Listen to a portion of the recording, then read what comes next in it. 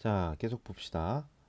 어, 선생님이 이거를 여러 번 지금 실패를 해가지고 계속 음성이 잘 이제 안 읽히거나 성이 이제 아예 녹음이 안 되거나 아니면 이게 계속 영상을 찍은 것들이 계속 없어지더라고요. 그래서 이걸 한 지금 한 네 번, 다섯 번 이렇게 하나 봐요. 자, 어쨌든 자, 계속 보시면요.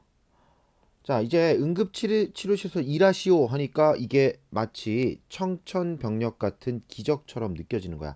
청천벽력 여러분들 색깔 표시해 주시고요. 자, 이렇게 뜻밖의 일어난 일, 아주 극적으로 뜻밖의 일어난 일, 마른 하늘의 날벼락 이란 뜻으로 지금 얘한테는 기적이 일어난 거야. 그는 통역의 말을 의심했다. 소련 장교와 통역관을 번갈아 쳐다보는 그의 눈동자는 생기를 띄어갔다. 왜? 이제 살아날 국리를 안 해도 되니까. 아, 이제 나 여기서 뭔가 좀 내가 나의 의술로 이제 이런 어떤 상황을 내가 좀 타파해 보겠다. 이렇게 얘기하는 거지. 알겠어? 엥? 하니까 네 하고 대답하면서 자, 기쁨을 억지로 감추면서 이렇게 얘기했대요. 하늘이 무너져도 솟아날 구멍이 있다니까. 자, 이렇게 어떤 속담이나 격언으로 자신의 지금 상황을 비유하는 표현법을 우리가 뭐라고 하냐면 풍유법이라고 합니다. 그 옆에다가 여러분들 풍유법이라고 적어 주시고요. 이러한 풍유법은 여러분들 밑줄 치시고 이런 것들의 뭐 명칭을 묻는 그런 문제들은 별로 안 나오겠지만 이러한 비슷한 유사한 발상 표현 방법 이런 것들은 충분히 얘기될 수 있는 그러한 문제니까 한번 알아두시고요. 풍유법 속담이나 격언을 비유적으로 표현하는 것. 자, 여기까지가 이제 위기가 되겠습니다. 자, 이인국 박사는 전염병 환자가 생기자 응급치료실에서 일을 하게 되면서요. 이제 극적인 반전이 일어납니다. 아까는 죽을 위기에 계속 처하면서 불안과 어떤 고민 속에서 있었던 이인국 박사가 지금은 어떻게 되는 거야? 아, 이제는 뭔가 살아날 희망이 엿보이기 시작하는 거야. 자, 그러면 아홉 번째 단락으로 한번 가볼게요. 절정입니다. 자, 이인국 박사는 죽어서 넘어진 송장이 개를 치우듯 꾸려져 나가는 것을 보고 마치 자기 일처럼 여겨졌대요. 자, 여기에서 의사, 이것이 나의 천직이다. 이렇게 얘기한 건 의수를 그냥 여기서 지금 얘기하는 그 천직이라고 하는 건 하늘이 내린 뭐야? 하늘이 내린 뭐 직업 이런 뜻이죠. 그쵸? 자, 자신이 의사라는 것에 만족하고 기뻐하는 이인국 박사의 모습입니다. 그런데 이게 자신의 의술에 대해서 보람을 느끼거나 하는 것이 아니라 의술을 단순히 어떤 생존의 수단으로 여기는 거야. 어. 그러니까 난 이것만 있으면 살아날 어떤 그 묘책이 생길 것이다. 이렇게 생각을 하는 거죠. 즉, 이인국 박사는요, 자신의 의술에 대한 엄청난 자부심을 갖고 있는 사람이고요.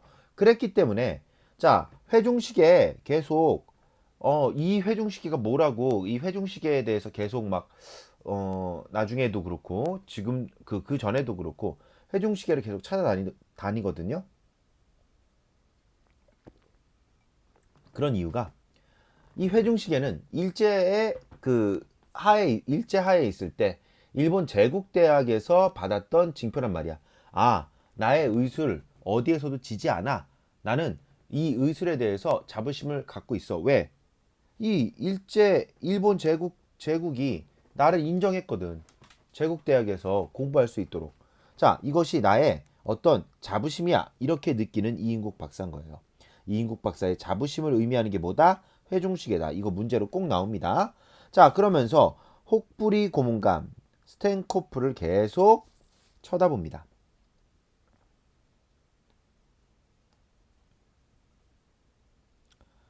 자, 그리고 이런 얘기가 나와요. 사상범을 옥사시키는 경우는 책임자에게 큰 문책이 온다. 자, 무슨 얘기인 거 아니? 자, 사상범이라고 하는 건 정치적인 이유 때문에 옥에 갇힌 사람이죠.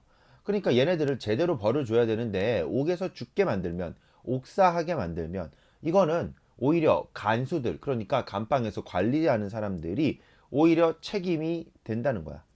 자, 그걸 나중에 알게 되었다. 그런데 정작 자신의 죄상의 처벌의 결말은 아직 들은 바가 없어요. 그래서 이인국 박사는요, 이 절호의 기회, 그러니까 내가 지금 이렇게 의술을 발휘할 수 있는 기회를 최대한 활용하고 싶었다고 얘기가 나옵니다. 그러면서 결국에 스탠코프 대력을 살펴보는데, 스탠코프 말하자면 얘도 불굴하면 불굴 수 있어. 왜? 그 혹이 어떻게 보면 좀 안 좋게 보이잖아요. 좀 불편하게 보이잖아. 그런데도 승진했다는 건 당성이 강하거나, 당성이 강하다는 건 무슨 뜻이냐면 당에 충성을 많이 했거나 아니면 얘 전공이 특별하고 어떤 스킬이 대단했다, 이런 생각이 들었기 때문에 얘한테 더 잘 보이고 싶었던 거야. 그래서 그 전에 감방에서 열심히 배웠던 뜨내기 노어로 인사말을 처음에 주고받다가 나중엔 어떻게 되느냐? 스탠코프한테 이인국 박사가 말 절반, 손짓 절반으로 혹을 수술해 주겠다고 얘기를 합니다. 그러니까 스탠코프가 오케이, 하라쇼, 이렇게 연발을 했습니다. 좋습니다, 좋습니다, 이렇게 연발을 했습니다. 자, 그 후에도 통역을 사이에 두고 수술 계획에 대한 자세한 의사를 진술할 기회가 생겼다. 의사라고 하는 건 뜻, 말하고 싶은 바, 이렇게 여러분들 써줍시다. 자, 이인국 박사는 일본인 시장에 혹을 떼던 그런 일들을 회상하면서 자신 있는 설복, 그런 어떤 설득을 했다.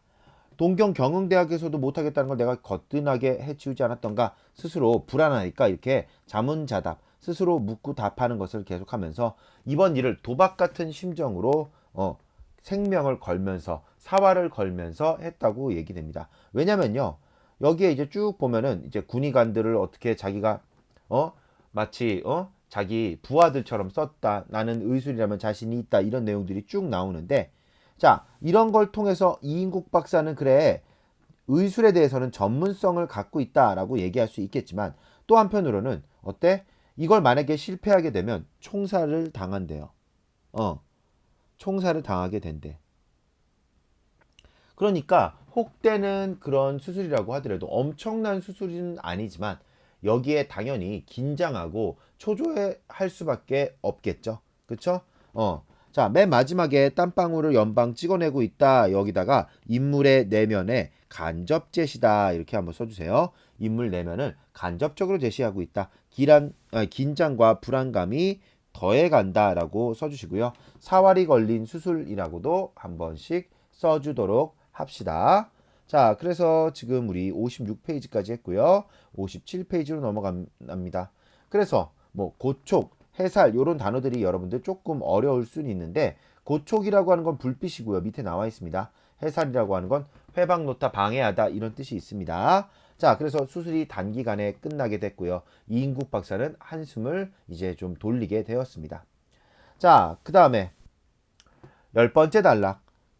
완치돼서 퇴원되는 날 스탠코프가 이인국 박사의 손을 부서져라 잡으면서 이렇게 얘기했대요. 꺼삐딴니, 꺼삐딴 캡틴이란 뜻이고요. 이제는 그 독도루라고 얘기하는, 그 닥터라고 얘기하는 그 말보다 조금 더 한 단계 높아졌어. 스탠코프가 자신의 어떤 그 컴플렉스였던 혹을 띄게 만드는 이인국 박사를 인정한 거예요. 꺼삐딴니 스바시보, 이렇게 얘기했는데요. 스바시보는 감사하다 라는 뜻입니다. 자, 여기서 꺼삐딴니 캡틴이라고 얘기한 것은 이게 제목이 되잖아요. 근데 우리가 생각했을 때 이인국 박사는 지금까지 어땠어? 친일, 친소, 친미, 이러한 어떤 박쥐 같은 인간형, 남을 배반하게 한다고 보기엔 조금 그렇지만 어쨌든 민족을 배반했죠. 민족을 배반하고 계속 왔다 갔다 권력에만 이렇게 빌붙는 굉장히 기회주의적인 인간이란 말이야. 그런데 제목은 캡틴이란 뜻이야. 그러니까 제목 이꼴 뭐야? 반어법이 된다고 볼 수 있겠다. 캡틴 리라고 얘기하는 꺼삐딴 리라고 하는 요 제목은요, 그래, 정말 캡틴, 대장격이 아니라 아주 소인배적이고 그리고 기회주의적인 인간형을 가리킨다고 볼 수 있겠다.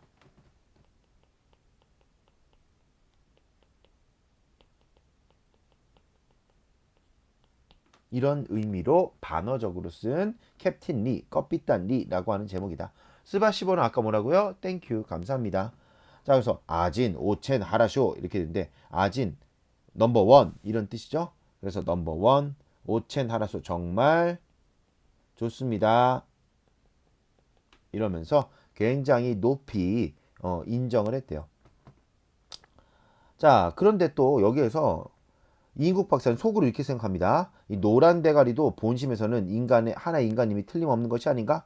자, 여기서 아까까지는 이인국 박사가 막 그 굽신대고 했던, 지금도 뭐 굽신대긴 하겠지만 스탠코프 대령 아니 소자에게 얘가 노랑 대가리라고 속으로 생각하는 건, 얘는 그러니까 엘리트주의적인 마인드를 갖고 있는 거야. 아나무인이라고 하는 건요, 내 눈 밑에 그러니까 내 눈 밑에 있는 사람들 아무도 없는 것처럼 행동을 하는 거야. 그러니까 다른 사람들을 깔보는 행동이죠. 그렇죠? 그러한 마인드를 이인국 박사는 갖고 있다고 볼 수 있겠고요. 자, 그래서 그 이후에 집에서 통근해도 좋다라고 하는 이야기를 듣게 되고요. 집에서 통근해도 좋소. 자, 그러면서 이인국 박사는 결국에 자유의 몸이 됩니다. 그러면서 생각됐던 게 시계예요. 시계는 이인국 박사의 의술에 대한 자부심이라고 여러분들 이렇게 다시 한번 써주세요. 자, 그래서 10번째 단락 마무리를 짓겠습니다. 자, 여기서 이제 얘기 나오는 것이 간단하게 설명할게요. 스탠코프가 그 얘기를 들으면서 우리 붉은 군대가 그럴 리가 없어. 아, 그런데 만약에 그렇게 시계를 갈취한 사람이 있다면 내가 그거 찾아줄게 해가지고 시계를 찾아준다는 이야기를 하게 되고요. 그러면서 어떻게 이렇게 노어로 얘기를 할 수 있었습니까? 스탠코프가 감탄을 하더라라고 하는 토익의 말을 듣게 됩니다. 이인국 박사는요, 그 자신의 어떤 어학적인 능력, 의술, 그리고 처세술로 결국에 자유의 몸이 됩니다. 자, 여기까지가 이제 과거의 이야기야. 절정 이 스탠코프의 혹을 제거한 이인국이 처벌을 받지도 않고 풀려나게 됩니다. 자, 그 다음에 결말 부분에 이제 다다라서 차가 브라운시의 관사 앞에 닿았다 했는데요. 브라운시는요, 미국의 미국의 대사야. 대사관의 그 미국 대사예요. 자, 지금 과거에서 현재로 이렇게 넘어왔어. 이러한 구성을 뭐라 그런다? 역순행적 구성이라고 한다.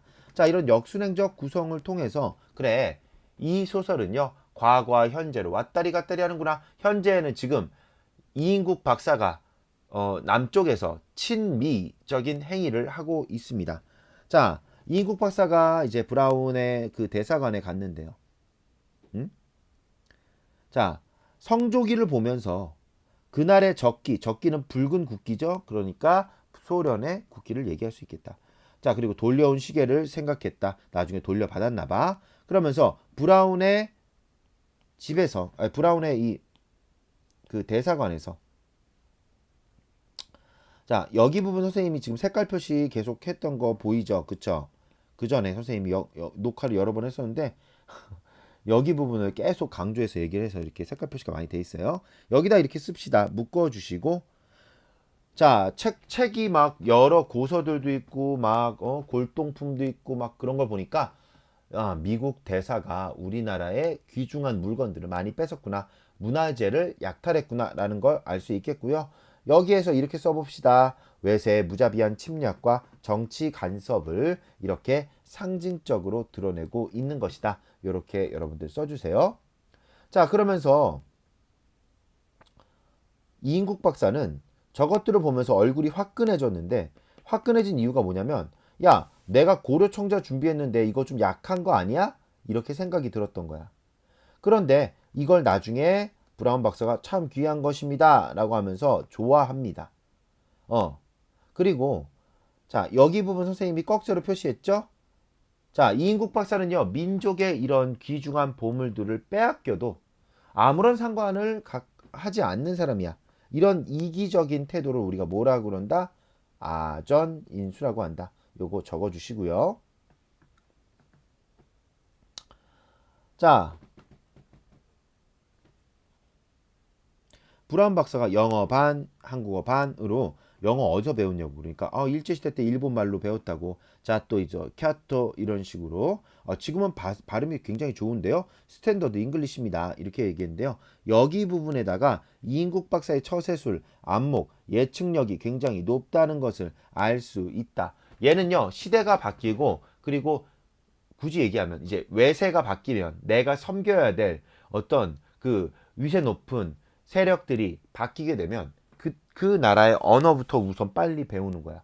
그래야 의사소통하면서 의사지를 계속 해낼 수가 있으니까. 자, 그러면서 자신의 어학적 재질에 은근히 자부심을 느꼈다. 그러면서 또 생각했던 게 스탠코프하고 보드카 마시던 시절을 생각하면서 위스키 한 잔 먹었다고 얘기가 나옵니다.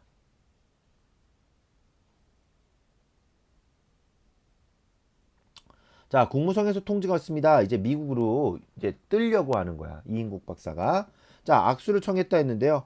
자, 이인국 박사 어떤 인물이에요? 친일도 하고요. 친소도 하고 친미도 했던 민종의 배반자야. 자기의 안위, 이익을 취하는 행위로서 이렇게 악수를 우리가 또 악수의 의미를 파악해 볼 수 있겠다. 자, 그러면서 이인국 박사는 이런 얘기를 생각을 합니다. 지성이면 감천이라고 나의 처세법은 USA에서도 통하는구나. 아주 기고만장한 기분을 가지면서 미국에서 받은 소개장을 바탕으로 해서 이제 나중에 다음날 브라운 박사 이제 미국으로 뜰 생각을 하고 있는 거고요. 다음날 휴전선 지대로 가서 같이 사냥하기로 합니다. 그러면서 12번째 날라 이번에는 새로 마련한 영국제 쌍발 엽총을 갖고 마음이 아주 두둥실 가벼웠다. 수술할 환자 궁금하지도 않고 곧 찢겨나갔다. 자, 그러면 수술한 환자를 별로 중요하게 생각하지 않는다는 건 의사로서의 직업 의식보다 개인의 이익을 더 중시하는 이기적인 사람이라고 하는 이기적인 인물이라고 하는 것을 우리가 알 수가 있는 것이죠. 이거 써주시고요. 이기적인 인물이다. 그래서 이런 생각하는 거야. 야, 여기서 이제 밑에서 맨 마지막에 생각하는 것이 대학을 간 나온 애들도 임상 경험 별로 없는 애들도 미국만 다녀오면 떵떵거리면서 잘 살잖아. 나도 미국 다녀와서 떵떵거리면서 잘 살 거야. 라고 하면서 이제 눈꼴 쉬었다는 그런 얘기들을 하게 되고요. 그러면서 자, 딸내미, 아들내미 다들 뿔뿔이 섰어요. 아들은 소련에 있고요. 딸은 미국에 있어요. 그런데 이런 것들이 한꺼번에 망막으로 휘몰아왔다. 여기다가 회상이라고 적어주시고요. 근데 그럼에도 불구하고 그런 거 중요하지 않은 거야. 우리 엄마 아빠들 같은 경우에는 아들 딸이 멀리 떨어져 있다 그러면 보고 싶다 이런 생각이 들 텐데 얘는요 살아남을 생각만 계속합니다. 그래서 친일, 친소, 친미, 파였죠. 계속 이렇게 기회주의적인 삶의 태도를 합리화하면서 야 결국에 나도 살았어야지. 나보다 더한 놈들이 얼마나 많은데 이런 생각으로 자기 자신을 위로하고요. 맨 마지막에 요 부분 있죠? 묶어주세요. 자, 이인국 박사에게 하늘이 푸르고 드높게만 느껴졌다 이렇게 돼 있는데요. 여기 부분을 보면서 독자들은 어떻게 생각할까? 분노를 느끼지 않을까? 뭔가 비판 의식을 느끼지 않을까? 껍비딴 리에서 이 마지막 장면을 통해서 우리는 이인국 박사 같은 인간들이 도처에 깔려 있겠구나. 여러 군데에 깔려 있겠구나. 라는 생각을 하면서 그래. 친일 그리고 뭐 친소, 친미 했던 기회주의자들에 대한 비판 의식이 조금 더 다져지는 거야. 독자들의 입장에서는. 자, 그래서 맨 마지막까지 얘기가 나왔고요. 결말 부분 여기 밑줄 칩시다. 6.25 전쟁 이후에 이인국이 브라운의 도움으로 미국행을 준비했다. 얘는 끝까지 잘 살아. 그리고 그런 사람들의 후손들이 결국에 어떻게 되는 거야? 어떻게 되는 거예요? 결국에 이제 우리나라에서 부조리하고 그런 어떤 그 제대로 된 어떤 의식을 갖지 못하는 기득권층으로 남아 있는 거죠. 자, 오늘은 여기까지 하도록 할게요. 여러분들 여기 내용 선생님이 설명해 준 거 바탕으로 해서 문제 쭉 풀어 주시고요. 다음 시간에 뵙도록 하겠습니다.